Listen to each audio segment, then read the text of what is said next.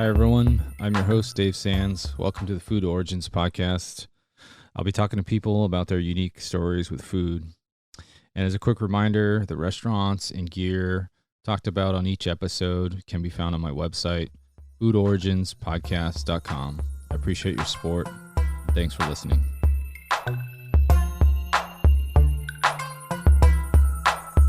Hey, everyone. Welcome back to another episode of the Food Origins podcast. My guest today is my friend Ken Turner. He's the owner of Turner's Kitchen in the Mission District of San Francisco.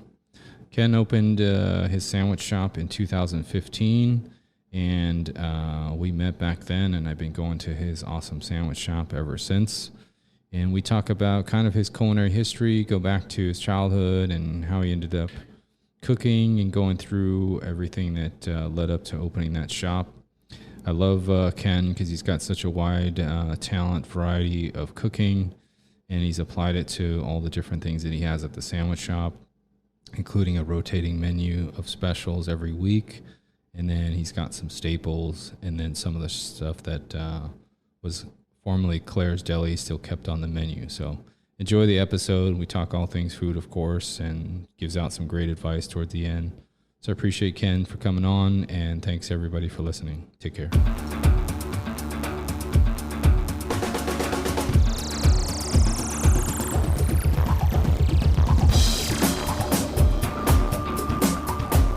Hey, we are here. I'm here with Ken Turner, Turner's Kitchen. Thanks for coming on, man. I really appreciate your time, and we know each other for quite a while, and I watched you open this place up, and appreciate you coming on. Yeah, you got it. Happy to be here, and excited too. Yeah, and we're here on location in the Mission in San Francisco, inside Turner's Kitchen. So Ken, we can look up a lot of stuff about you, but we want to hear it all from you, and tell us a little bit about yourself and where you're from and all that good stuff. 40 years old, grew up in Los Angeles. Been cooking for about 25 years now, maybe a little bit more.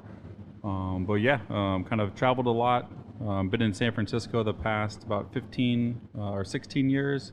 And food brought me here, and that's basically it. I've owned the sandwich shop for almost 6 years now. Okay. Yeah. And as far as food brought you here, I kind of we can go into some of your training and some of the stuff how you got to be where you're at now. Tell us about, what was it like growing up? Did you grow up in LA, or did you come up to San Francisco? No, grew up in LA, so Okay. I was there till I was 17, and then went to university in Colorado. Okay. Had a fun time there, did a bunch of catering, and worked at a small burrito shop and kind of odds and ends, but nothing too serious. And then I graduated from university, got a work visa, and I traveled to New Zealand. I lived there for a year. Ooh. And just hung out. I was 21. Had a really great time just traveling, cooking, eating. But a lot of those lessons translated into kind of cooking career in terms of problem solving and working on a budget and trying to get as much fun or meals or a good time out of the small budget that you have. And that's kind of what it is. Running the small business is exactly that, trying to just get everything you get out of your ingredients and your staff and your location, and just try and make it the best you can. Yeah. Why don't you take us back? As you know, I kind of like to go kind of get your origin story a little bit. Why don't you tell us what it's like growing up in LA and what you ate as a kid? Yeah, I was pretty fortunate. My mom wasn't the greatest of cooks, but she did cook all of our meals. So actually having like a bona fide meal every night was really great. My grandmother had like a really beautiful garden that she used to grow all sorts of vegetables and fig trees and kind of fun stuff like that. So it got me into food, was basically learning at first just about growing food. So I had like tomatoes plants when I was like 8-9 years old, squash, stuff like that too. And then this natural progression of just kind of like wanting to know more about food, eating food, and kind of barbecuing a little bit here and there. And then I started kind of taking over a family meal once in a while, and everything kind of just snowballed. Just started reading a lot. And then at that time, cooking shows were starting to get a little bit popular. So doing a lot of PBS stuff. The Food Network just started kind of coming on with like Emerald and all those guys too. So that kind of made it more exciting. And then I just learned I was good at it. And so when you're good at something and people like it, obviously it's positive reinforcement. So that kind of just kept it kind of going and going. So Yeah, that's 100%. What kind of what kind of dishes did you guys eat when you were a kid? we What kind kind of of stuff did your grandma or your mom cook? like anything fancy would be kind of like some sort of like Italian thing, like stuffed shells, or but we would do the normal like tacos just with the packet seasoning and the shells and kind of just nothing too fancy at all. Once in a while we'd kind of grill up a steak or something, but for the most part everything was pretty functional because both my parents worked at the time too, so there wasn't a whole lot of time to sort of get gourmet. And also then gourmet wasn't really like a thing, or foodie thing wasn't really a thing then, you know. Yeah. And what's your background? What's your ethnicity?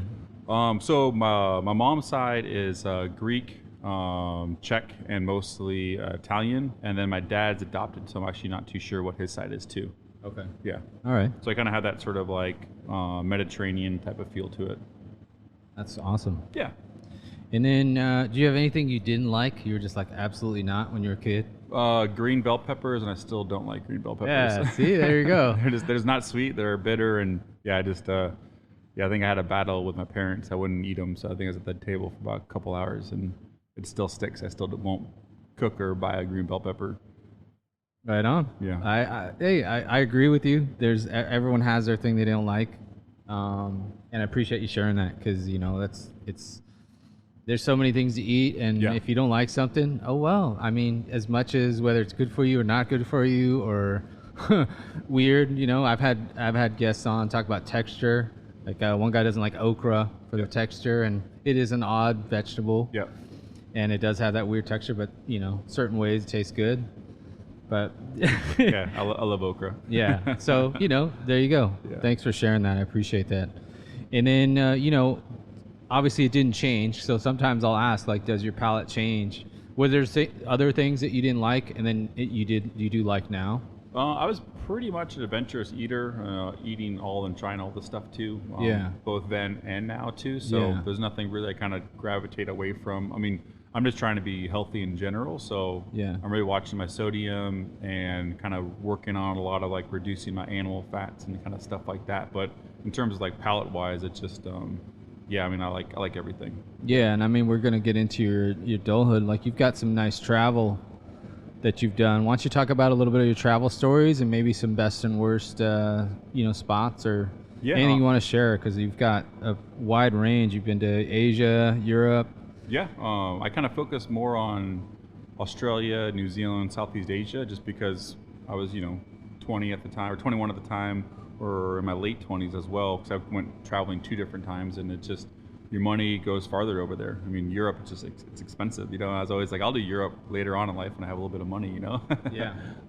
But yeah, I was able to live and work in New Zealand for a year. I was able to live and work in Australia for 6 months, and then travel Singapore for a couple weeks, Thailand for a month, Vietnam for 6 weeks, Hong Kong for a week too. So kind of those just the central markets of all those different cities and countries were probably the thing that stood out the most to me, because I kind of took my time traveling around. So I either take the bus or the train as much as I can, and it kind of stops you off in the center of town, and that's where the central market is. And there's there's person you get your meat from, the butcher's right there, and just everything's not refrigerated, just sitting out. Same thing with poultry and fish, and walk around and there's a lot of like prepared foods and things like that. So you kind of just do a once over and see where the line is and what looks good, and then just get in there and try it and kind of go from there. So I think the central markets were really amazing, and I used to always travel with a carbon steel knife and some chopsticks and a fork, and kind of be able to eat whatever you want and not mess around, and it was great. It was really, really good. You've got some favorites that you want to share? I think I believe it was northern Vietnam, and they basically had all these different stools and stalls just on like the side of the road, and they had like fresh beer, they had grilled sticky rice and bamboo, they had all sorts of really great things. But they had this one thing called grilled baby bird. So it's basically like a young bird, and they'd grill the entire thing, and you'd eat the whole thing, the head, the legs, everything, and it was absolutely delicious. And the texture wasn't like a lot of bones because it's a baby bird. It's like kind of soft and stuff, and just the charcoal flavor from it all, and I just thought it was the best thing ever. Wow, kind of like a grilled balut almost, right? A little bit, yeah. It Yeah. was amazing, and like they wouldn't tell you what kind of bird it was. It's just any baby bird that's out there. Yeah, and it was like I want to say it's like 25 cents or something. It was so cheap. Wow. But that was amazing, and that with like the sticky rice and the bamboo, eat that together. Yeah, it was awesome. Is there like a sauce for it or anything? They would just do a little bit of lime and then like salt, pepper, but nothing sort of extravagant, nothing crazy marinade or soy based, or it was very, very simple. But that was, yeah, some really good memories out there too. But I wasn't cooking professionally in New Zealand, but the food there, the sheer ingredients were amazing, from the seafood to the meats to all the produce, because they don't really care about organic certification, because for the most part everything is organic there. And so just the quality of the cheeses and all that stuff just blew my mind going there. It was amazing. What kind of seafood did you see a lot of? The Greenland mussels are really famous there. Lots of great oysters. The John Dory fish was pretty popular over there, which I didn't really see before going over there. And they have your sort of like normal stuff too, all your different like bass and tunas and things like that. But the Greenland mussels really stood out to me, and the John Dory really stood out to me.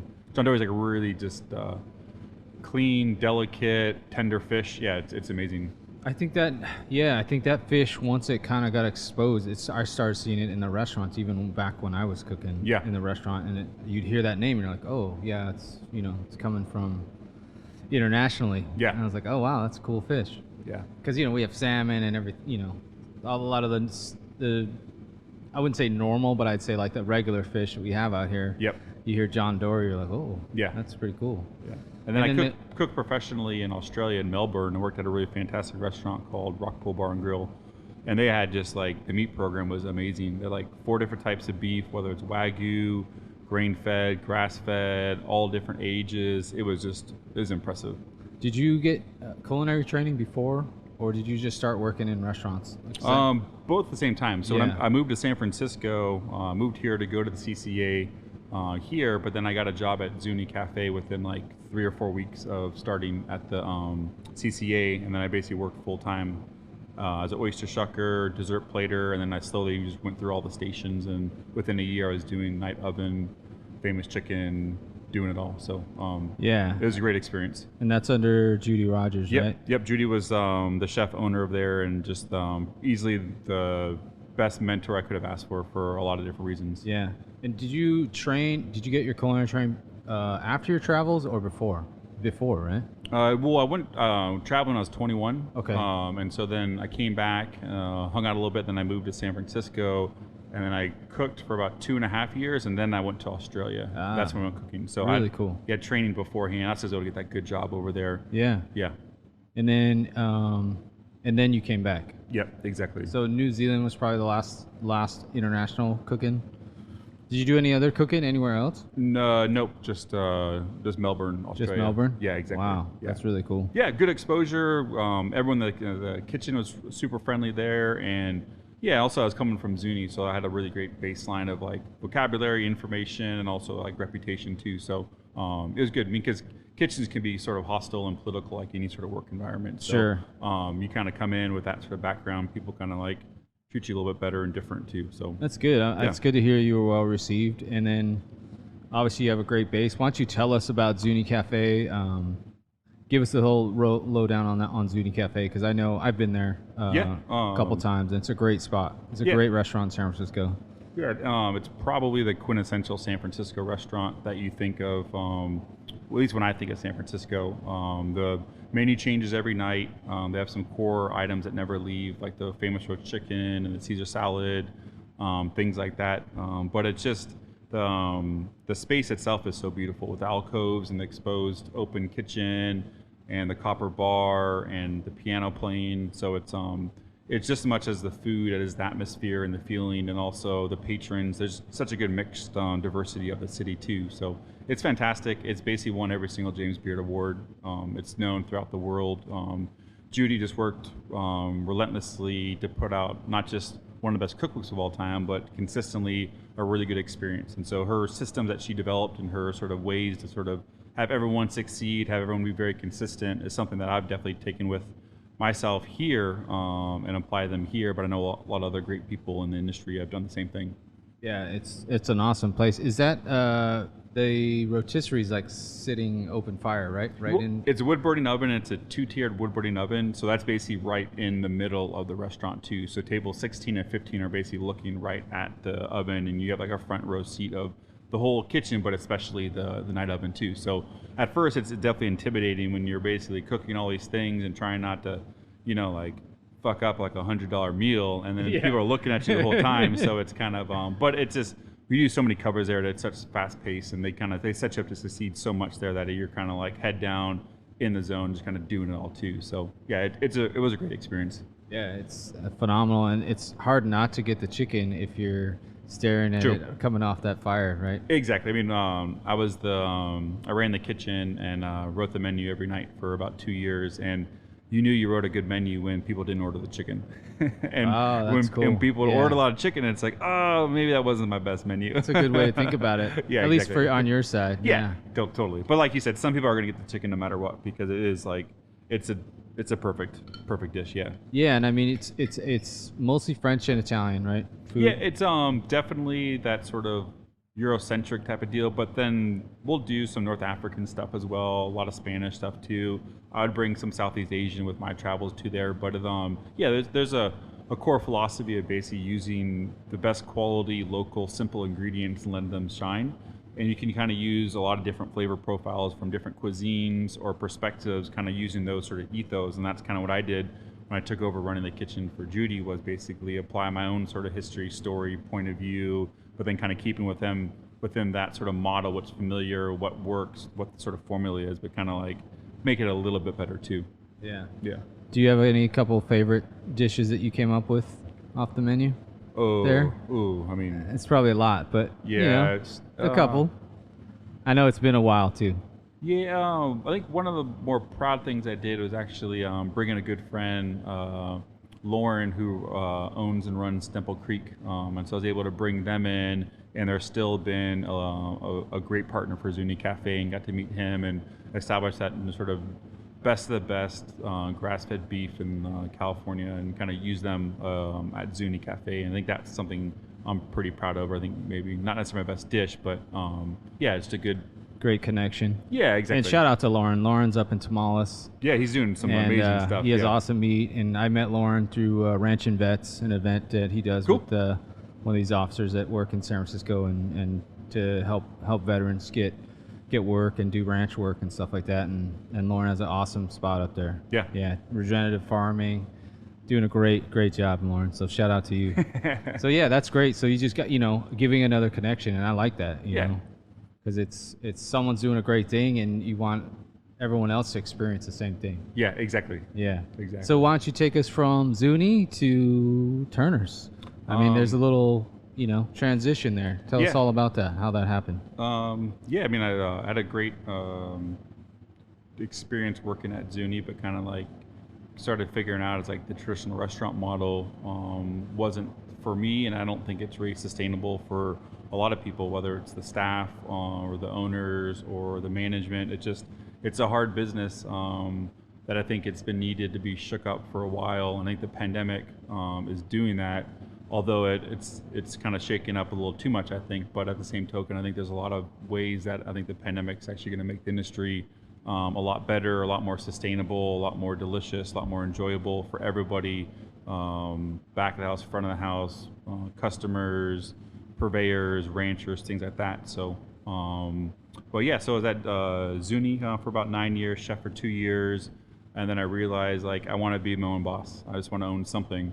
And so I was kind of doing some consulting work for some people and kind of helping out around here and there. And then just at the time, my ex-girlfriend just got an email blast about a sandwich shop for sale.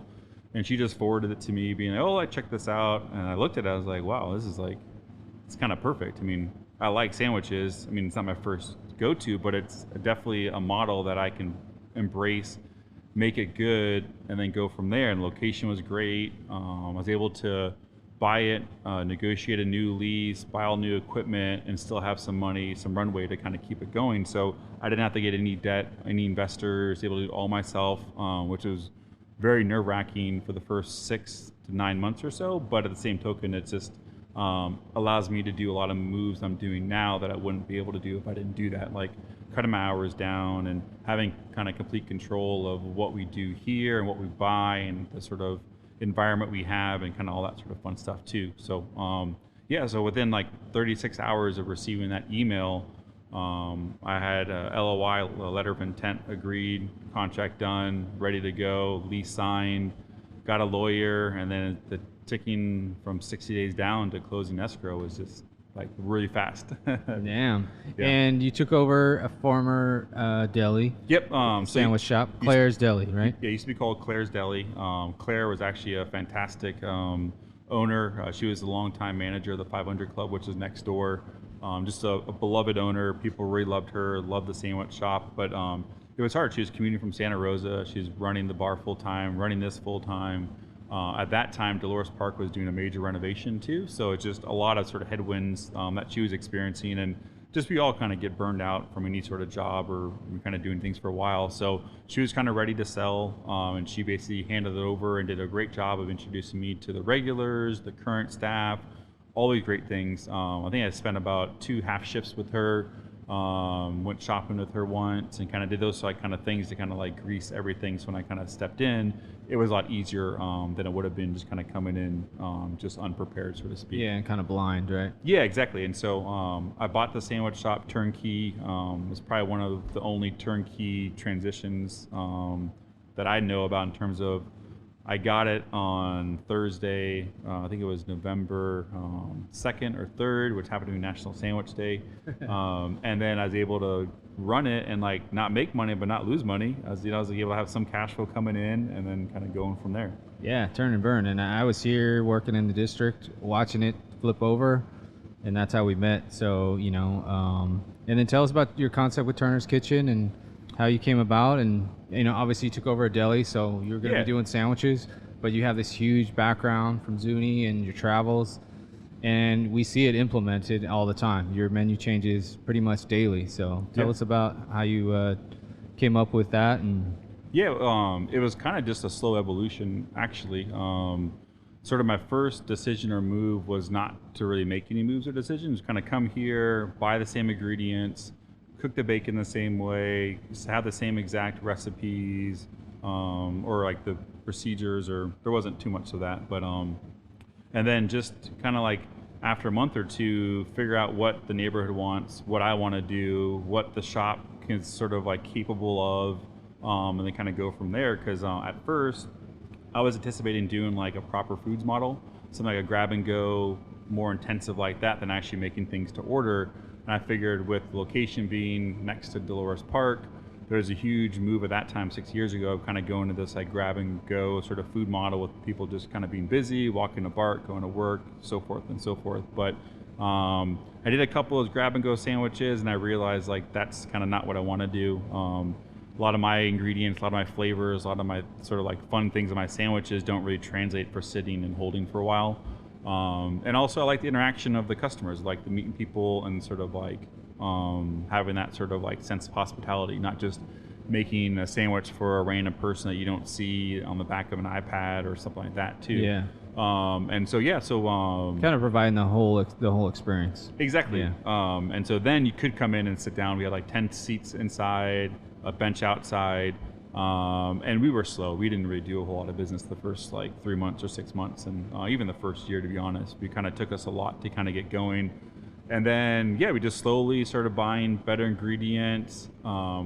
Slowly started kind of pushing the boundary in terms of kind of flavor combinations and like what could be in a sandwich, what people would want to do. But I remember the first like couple months, I would literally make a sandwich just to put in the window, so people would walk by and like try and look at something that I was doing to kind of get some sort of traction. Because then on 17th Street, no one's walking down 17th. Everyone's walking down 16th because BART's there. Everybody's on 18th because, there's Buy Right, there's Tartine, that's a thoroughfare. But here, there's really no one here around. So it's kind of like, because it's like, oh man, how am I going to get business, But then I got approached by some people trying to do an interview, but I also didn't want to get blown up as like, oh, like the former chef of Zuni's making like a sandwich shop and blah, blah, blah. And it's like, well, it's not going to really be good for another year or two, you know, maybe Yeah. not even then. So it's Yeah. like, then and maybe have some notoriety, but at this time, there's really nothing to talk about. I'm just basically a work in progress, you know? Yeah. But then, yeah, obviously, like, all the small moves started kind of coming together, and I thought about doing breakfast at first, and we did breakfast on weekends, and I was just like, it didn't work because the neighborhood doesn't really get going until like 10:30, 11 anyways, and then it's like you can't resell the same price for a lunch sandwich as you can a breakfast sandwich. You're basically doing the same amount of work and labor to make half the sort of guest check, and it's just and also we just couldn't do it too well. Like, we don't have a traditional like stove or a range or a fryer. We have some great convection ovens here, but and some induction burners, but nothing kind of like get like a serious like made to order quick service breakfast type of deal. So we kind of quickly kind of abandoned that and just focused on just make sandwiches, just make it really well. Lunchtime started shrinking hours more and more and more, and then started eventually shrinking the days that were open too. So and you've got some interesting names for your sandwiches. So I've got a couple of them that I wrote down. And there's one that's my favorite, but you got like Britney Spears. Yep. That sandwich has what? Tell us what. I'm gonna go the names, and you tell us what's in them. It's gonna be hard because I literally come up with hundreds of names true. a year. But we did that one recently, and Yeah. so that was a hot pastrami with some melted fontina, and then make our own pimento cheese or make our own barbecue sauce, or maybe a little slaw with that, and some crispy onions. But yeah, that's a good sandwich though. Yeah, and you got Barack Obama. Yeah, that's actually that's our kind of I didn't really come up with that. Bryce, who's been with Clare since the beginning and with me since the beginning, kind of a living legend here in San Francisco. He actually kind of came up with that one because he always wanted to do like a take on a Chicago hot beef dip. Yeah. And he's from Chicago. Obviously he's a Bulls fan, the whole 9 yards. But then he's the one that kind of put that one all together. And then it was a runaway hit. And then all of a sudden we just not going to take it off. And that's one of the few ones that never comes off our weekly changing menu. Yeah. And I've seen like I think some mobster names once in a while. Yep. And then you've got the Robin Leach, which was an off menu thing for quite a while, and now I see that it's on the menu. Yep. It's kind of got blown up a little bit recently, but it's kind of our take on chips and caviar. Because when I started off the sandwich shop, like I said, there wasn't any debt or investors. It's all just my own money. And so I'd take any catering gig possible. I'll take any private gig possible. If you want to buy food, I'll sell it to you. You know, I'll work on weekends. I'll do nights. Yep. It was very much a hustle to get the cash flow going, and I started doing private dinners for people because a lot of clients found out they used to be the chef at Zuni, and they're like, oh, this sounds great. Like, can you come over and make the chicken, or can you come over and have some blah blah blah? And I was like, yeah, sure, I'll do it. And then I started realizing I really like that a lot. It's really fun to kind of come recreate the restaurant environment in someone's home, and oftentimes the home's pretty nice in Marin or here in San Francisco, and they got like a great wine cellar, and they want to have all the best of the best. So I'd get my truffles, I'd get beef from Lauren at Temple Creek and all those great things, and I'd always be kind of left with the stuff at the end of the night. And so I'd come back to the shop, and the first thing I'd go for is that caviar. I'd be like, I'm just gonna fuck up that caviar. So caviar and some Mexican sour cream and chips started becoming my go-to post-work sort of snack. And then I was like, why don't we just put it on the menu and see if people want to buy it? And then people slowly started buying it and started really liking it. And we get a whole ounce of both in caviar, and had to raise the price recently, but it used to only be $14 out the door. Now it's $16 out the door, which is like, it's a really great deal. It's great for us to make, and sort of it's just kind of like it kind of shows that we love food. We have like we can do the high end stuff, but we also don't take ourselves too seriously. And it's like to be approachable, fun, and like it's all in one thing. Exactly. It's really cool. My favorite sandwich that Ken does is your Cuban. Oh yeah. We've been doing a lot of versions of the Cubano sandwich, but it's a Cubano. But tell us about it. I know you spend a lot of time on the pork, getting it ready. Exactly. So we get in whole pork shoulder, and then basically there's one part of the pork shoulder, the copa cut or the money muscle. It's basically kind of by the shoulder, and it has this really great grain to it, which makes it like the best roasting pork possible. Better than a loin, better than anything else, just because it has so much intramuscular fat that's like perfectly in like 3 nice like lengthwise things for it. And so basically we'll remove that from it, keep it whole as a roast. Like usually it's like about like a 6-pounder or 5-pounder. We'll chop up the rest of it, use that for pulled pork, but then we'll salt that for 2 days. We'll rub it. We'll roast in the convection oven. We'll chill it overnight. We'll make a mayo out of all the drippings and all the slicer scraps from it too. And then we'll kind of use that for our Cubano with our really good ham and pickles or mustard sauce or Swiss cheese, or we do a Korean version of it, an Italian version of it, a Japanese version of it. So it kind of always has that roast pork, some sort of other ham pork product, has some sort of mustardy base to it, and then some sort of pickledy, briny thing to it. And it's kind of like, with that formula, just the sandwich hits, you know? Yeah, and that's why we're friends, because there's one standard, you're like, here's the standard recipe, and then it's like, I have kimchi today in the fridge. Let's throw that in there. Yep, exactly. I have, what do you throw as far as your Japanese twist into that sandwich? Put like a Japanese curry on it, and then we'll actually use like Japanese pickles for it. Yeah. And then we'll put a little like miso in the little wasabi, so it's little wasabi in the mustard too. So it's like it's awesome. That's awesome. Any other sandwiches you want to tell us about?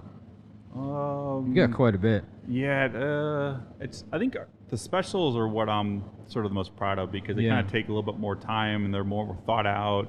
They're usually a little more expensive in terms of food costs, so it's kind of more exciting. Yeah. I got a hold of these really great summer black truffles over the weekend, and so basically I took a summer black truffle, put them in a jar with a couple eggs, let them sit for the weekend, and then I soft cooked the eggs. I grated the truffle, combined it with some roasted garlic, made like a soft cooked egg mayonnaise on that, and then I roasted a bunch of chicken legs and made a chicken salad sandwich with that.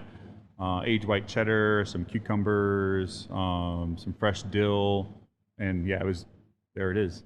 Yeah, and I was hoping to get one. He sold out super fast. We sold out at like 12:30 or something. I was actually hoping, I had two people that are trying to hold them for him, and I let both those people down. Yeah, it's all good. I'd rather get the business, but man, that was quick. 12:30. Yeah, it's one of our quicker ones that we've sold out. We do a brisket sometimes that sells out pretty quickly, and I make a version of a birria sandwich that sells out pretty quickly. Now I just make twice as much because I know it's going to sell out so fast. But yeah, and birria is getting super popular these days with tacos and the meat itself. Exactly, and it's kind of one of Claire's, the original owner of the sandwich shop. Her signature dish was the French dip, and so we kind of do like a birria style dip on it. So I'll take like a whole chuck, I'll salt it for 2 days, I'll smoke it for about 2.5-3 hours, and I'll braise it with normal sort of birria flavors. A couple types of dried chilies. I use white wine, cumin. I put a little cinnamon in mine, orange zest, coriander seed,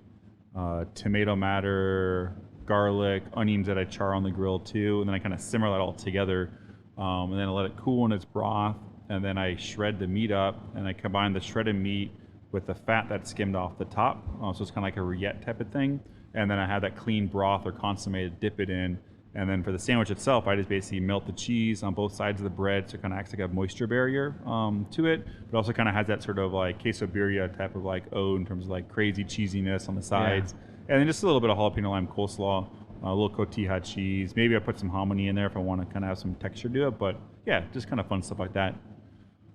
Yum.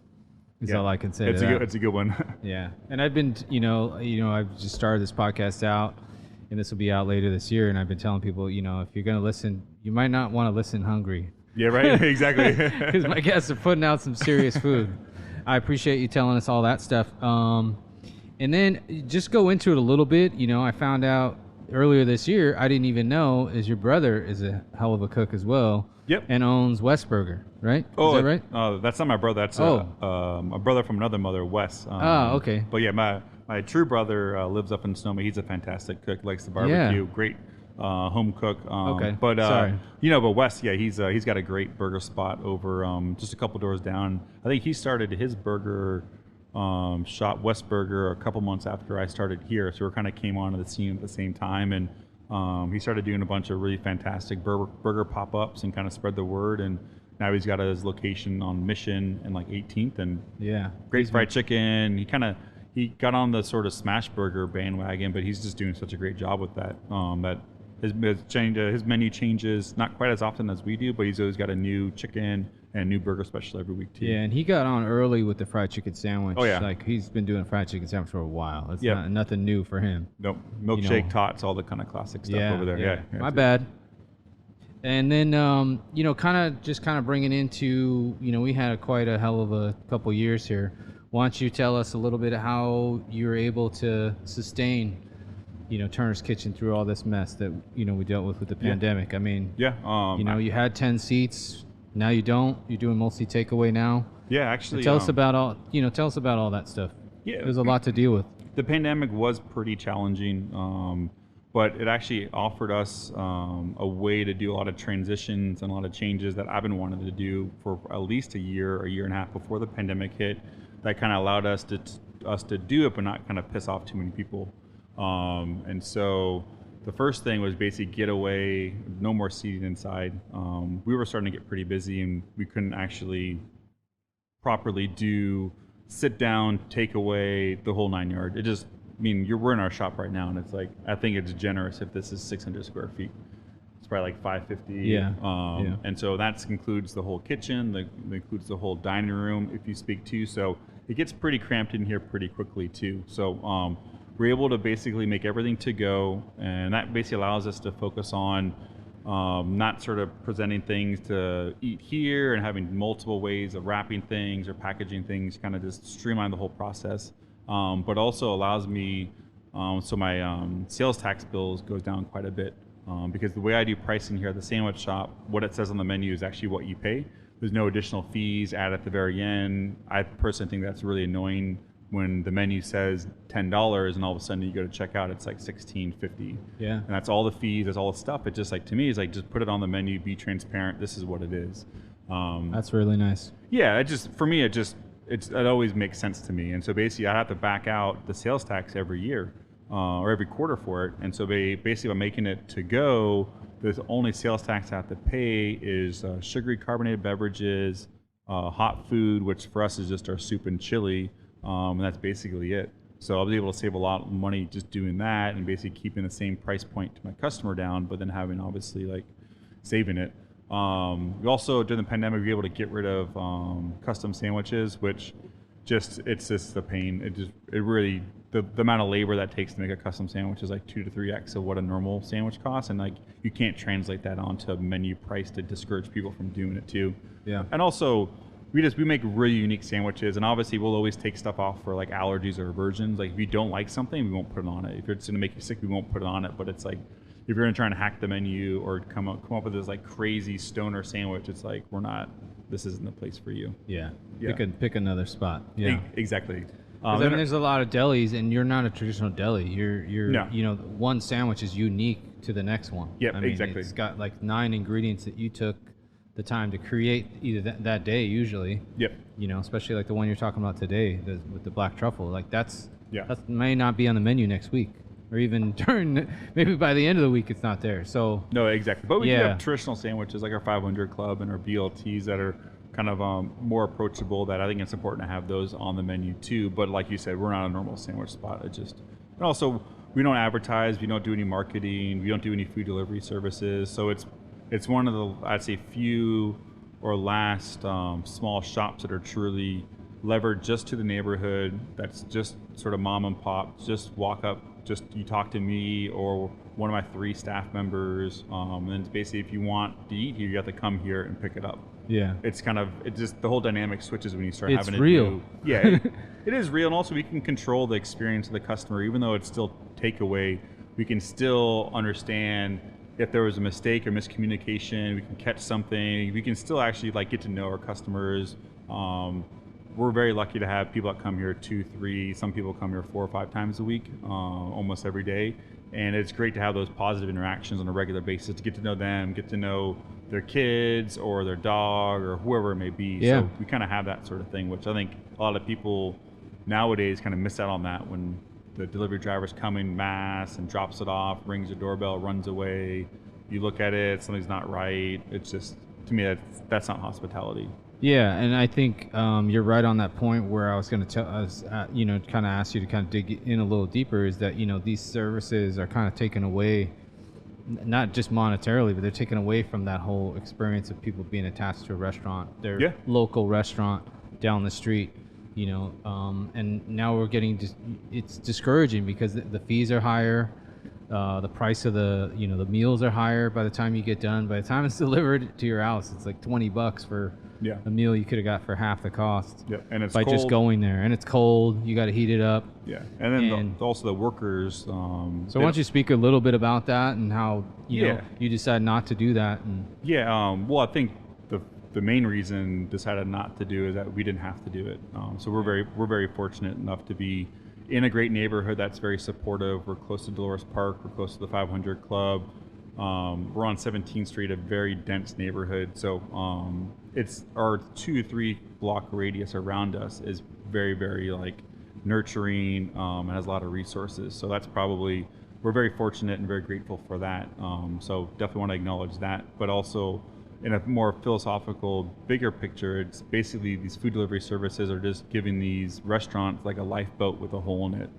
So it might seem like it's a good idea. You might be generating something on your top line, but it's actually not going to trickle down and hit your bottom line at all, because the San Francisco had a cap that fees at 15%. That's unheard of. I mean, a typical restaurant makes between 4 to 7 points profit margin, a fast casual 10 to 15, maybe 20 if they're humming and doing really well. And so basically you're just taking the profit margin straight from them, putting it right in your hand. And I was saying earlier, you can't control you don't know if the delivery drivers, like high on a bunch of whatever, pissed off about something, ate half your food, threw it in the back, you don't know what experience that sort of went in terms of like how it sort of passed on from one to the other. And also, if there is a mistake, and we're not perfect, we make mistakes sometimes, but if there is a mistake, we have a chance to actually talk directly with the customer to sort of fix it.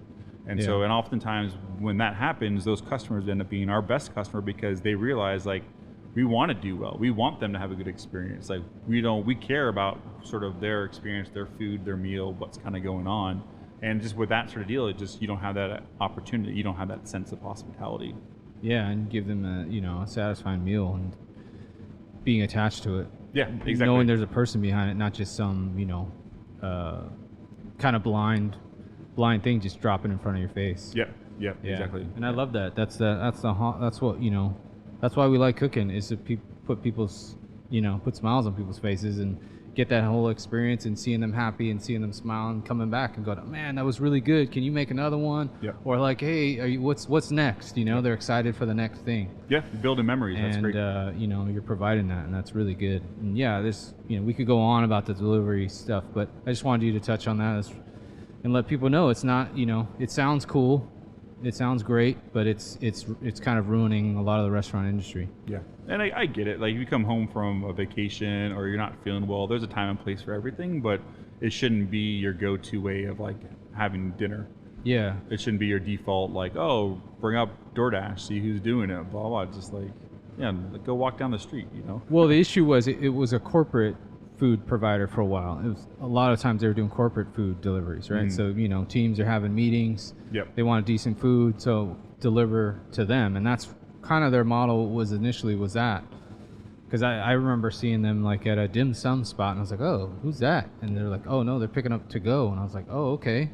Where are they going? They're going to office. And I was like, oh, okay. And that's kind of how it started. Yeah. And then it turned into, obviously the pandemic helped out, push that a little more where everyone is stuck at home. Yeah. But getting into some local spots, is there any spots you want to shout out and let people know they should be checking out in San Francisco or anywhere else? Actually, I don't go out to dinner too often, or lunch for that matter, but a recent place that I've just loved, Ernest, Brandon Rice. He used to be the CDC at Rich Table for many years. He has been just killing it over just down the street, actually, not too far away on 17th. And his whole team is doing a fantastic job. And he just basically has a la carte options, but there's also an option to just like let the kitchen cook for you. And he'll just bring out a bunch of different dishes, some shared dishes, some individual ones, and you kind of just let him sort of go for it.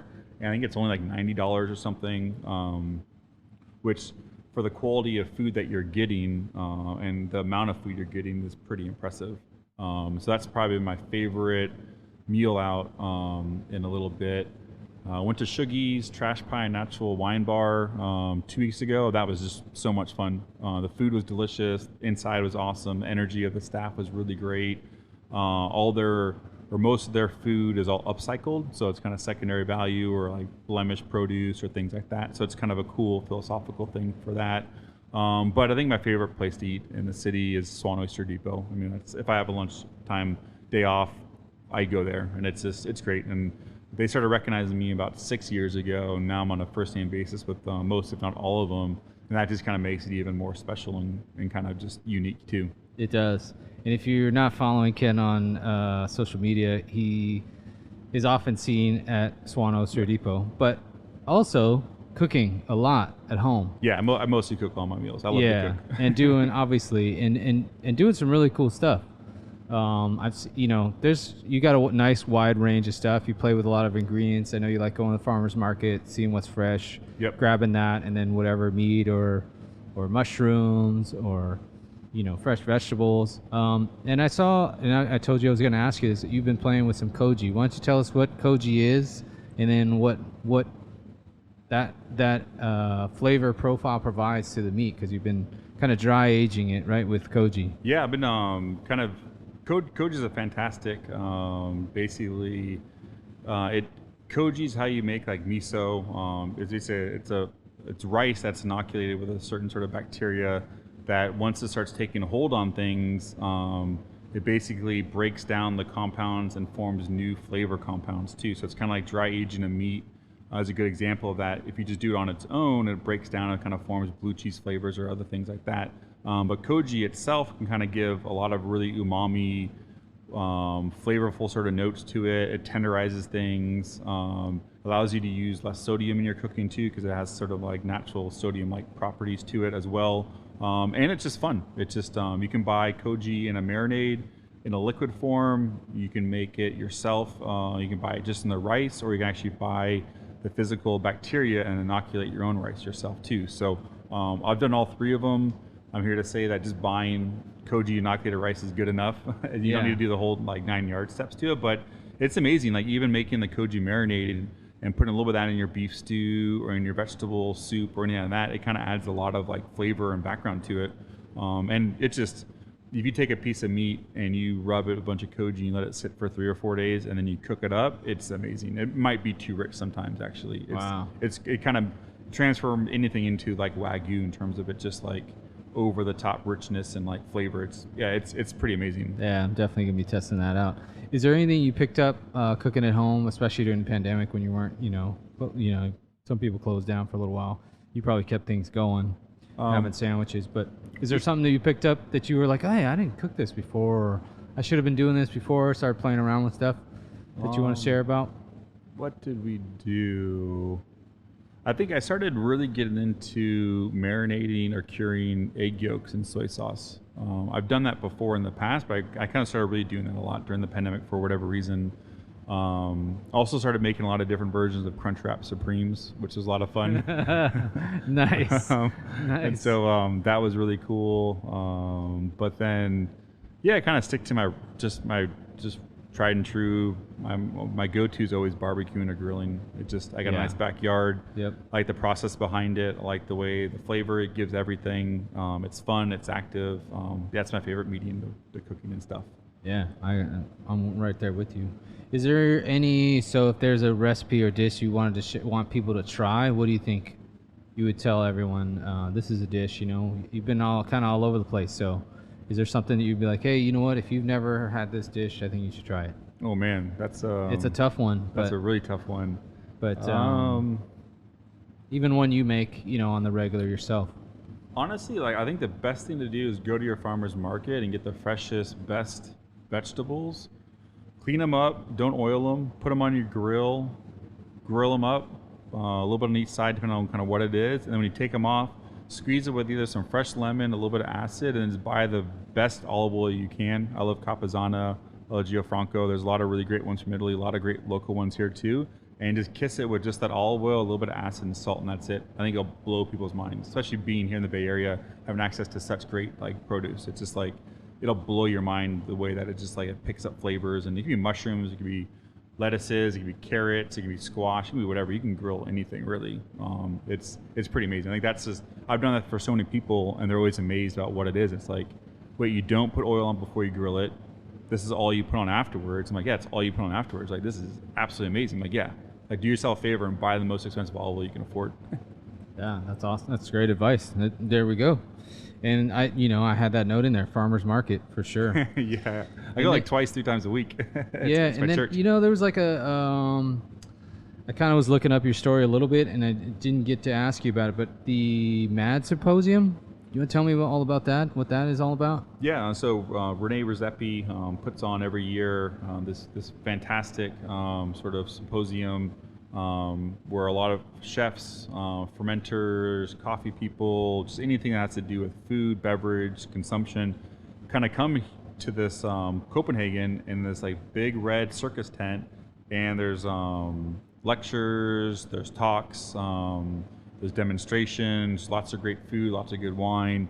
And I was asked to go a couple years ago when I was chef at Zuni, and I think at that time it was only a handful of chefs got invited from the States, and you just go there and just to be next to people and that you looked up your whole life, and just to hear there and be in that sort of room and kind of it's a very much like galvanizing, motivating sort of time, where it's kind of like not so much where, oh, looky here, I made it, or it's more kind of like, well, wow, this is like, I'm really here. Like, I better start working my ass off. Yeah. I better. And everyone has a mindset of elevating their food, right? Yep, exactly. And also, and everyone there, or in general, I'd say for the most part, wants to elevate each other too. I think there's not a lot of competition. To me, it's kind of like, if someone wants to come open a sandwich shop, I'll tell you how I do stuff. I was like, I have no secrets to what I'm doing. Like, I'm trying to make everyone as good as they can be. And it's like, if you can make a better sandwich that's cheaper, then man, it's yours, like you take my sales, but I don't think a lot of people can do that. And, but if they can, it's just like,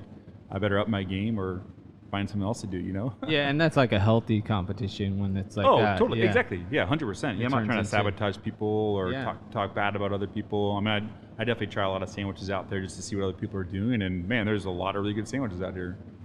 Yeah, 100%. It's like, I feel like it's increased even more the past like 2 or 3 years of the pandemic. But it's great though. Yeah, 100%. And then, the floor is yours. You can give advice. You got any promotions or any projects you got coming up? Anything you want to share? It's up to you. Yeah, it's all yours. I'm actually trying to work a little bit less in life, so I'm trying to not pick up anymore. But I guess the only advice I'd say is just find something that you love to do and just go do it. Doesn't matter what people think about it or how much money you make or don't make or whatever it is. Just as long as you love what you do, that's all that matters. That's it. Yeah, I agree. Thank you, Ken. Yeah, you got it. Thanks for being on. Appreciate it. Appreciate all you do, and come visit Turner's and get a sandwich. That's right. Take care, everybody. Thanks for listening. Bye.